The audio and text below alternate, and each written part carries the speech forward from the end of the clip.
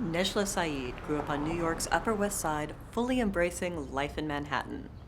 But as the daughter of Palestinian intellectual Edward Said, she eventually had to come to terms with where she fit into the cultural and political discussions swirling around her. She evokes that drama in her one-woman coming-of-age show, Palestine. اسمي نجلة سعيد والمسرحية As an actor, I feel like if you asked me to go on stage and take off all my clothes and dance around like a weirdo, I would be so much less frightened to do that than I was to go on stage and do the story about myself. Now, this may sound rather bizarre coming from a Palestinian, Lebanese, American, Christian woman, but in the standard, stereotypical, cultural sense of the word, I grew up as a Jew in New York City. The play actually started as a journal entry that I wrote when my father died, which I shared with some members of a theater company I was in.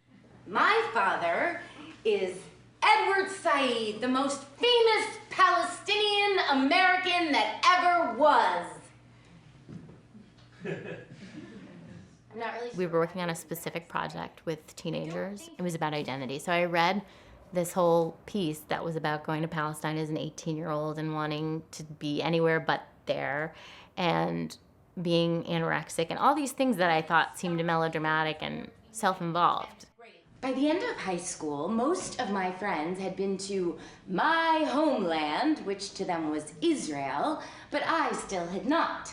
I'd spent my summers in the Hamptons and at camp like everyone else in my world, but the all-important trip to Israel that all of my Jewish friends had taken with their families had eluded me.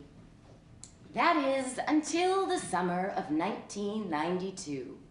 But my family trip was not about the discos of Tel Aviv or planting trees and the Wailing Wall. It was completely different, because I went to Palestine. All I wanted to do was go to Paris or to the beach with my Just friends. because my father was this person doesn't mean that I am any more comfortable doing an interview about politics in the Middle East. You know, I'll do my play, but I'm not a political person. For me, a lot of it was also, this is who I am and this is what I can say and this is how this is how I can talk about politics. This is how I deal with being a Palestinian in America. So, here it is, the promised land, which is nothing to me but a horrifically frightening place. My head aches from the heat and the sight of the barbed wire and the feel of the palpable tension and anger that are everywhere. There's greenery here. It made me feel good about how I've managed to, like, I guess, deal with or sort of tackle my identity and where I see it in my life. Here, there is just division, separation, yes, apartheid, experienced firsthand by an 18-year-old girl fresh out of one of the toniest prep schools in New York City. To go to Palestine knowing you are one of them, but looking, sounding, and acting like you are one of us, is a pretty angering and confusing experience for any teenage girl who just wants to worry about finding boys and cigarettes. So what has happened is I've started to do it at universities and high schools all over the country. And the young people who come up to me afterwards, some of them are Arab, and they love the stuff that it's specifically about the Middle East and our culture, but a lot of them are not. A lot of them are Jewish, and a lot of them are, you know, I'm half Chinese, half Indian, or whatever it is. And so the idea of just feeling kind of like I'm so uncomfortable with who I am, and I'm in this world, and I have to learn how to fit in and function, and all I want to do is just be normal, is completely, I think it's the one thing that we can all relate to. My mom is from Lebanon, and we're going to go there too, afterwards, for the first time in 9 years. Well, I feel like I didn't really know my mother very well until after my father passed away. And though she has raised my brother and me far from her home, and though she struggled to do so without the help of her extended family, whose lives were meanwhile in danger as the civil war raged on in Lebanon and we sat safely in America, she never stopped assuring us that everything would be okay.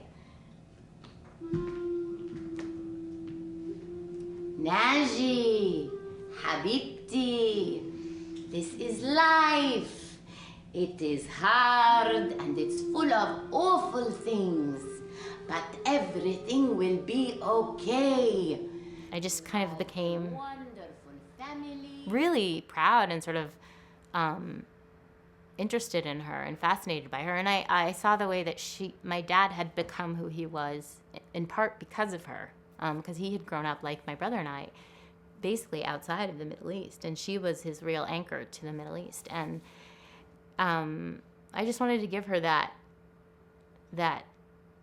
acknowledgement, because I think she was as much a part of shaping my Arab identity as my dad was, and I think it's important that people know that. And she never stopped speaking to us in Arabic.